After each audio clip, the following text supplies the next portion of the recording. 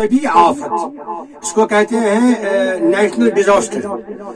طبی آفت کے وقت ایک مومن کو کیا کرنا چاہیے؟ استغفار کے ساتھ ساتھ سیدنا محمد رسول اللہ صلی اللہ علیہ وسلم کے توسل سے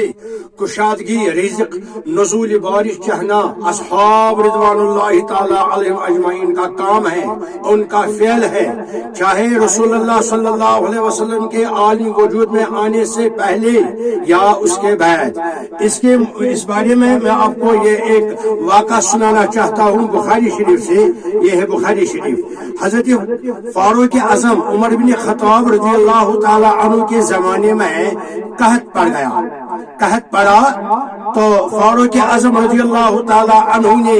عمر بن خطاب نے حضرت بلال بن حارث رضی اللہ تعالی عنہ کو روضہ مطہرہ حضرت محمد رسول اللہ صلی اللہ علیہ وسلم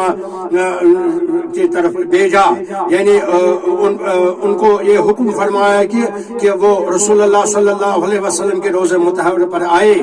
اور جب آئے تو رسول اللہ صلی اللہ علیہ وسلم سے عرض کیا، بلال بن حارث نے عمر فاروق اعظم رضی اللہ تعالی عنہ کے حکم سے، اور عرض کیا، یا رسول اللہ صلی اللہ علیہ وسلم استسقی لامتک فانہم قد ہلکوا،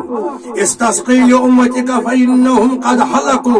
بلال بن حارث رضی اللہ تعالی عنہ نے روضہ مطہرہ پر فریاد کیا، یا رسول اللہ صلی اللہ علیہ وسلم اپنی امت کے لیے اللہ تعالیٰ سے پانی طلب کیجئے، فانہم قد ہلکوا، بے شک لوگ ہلاک ہو گئے۔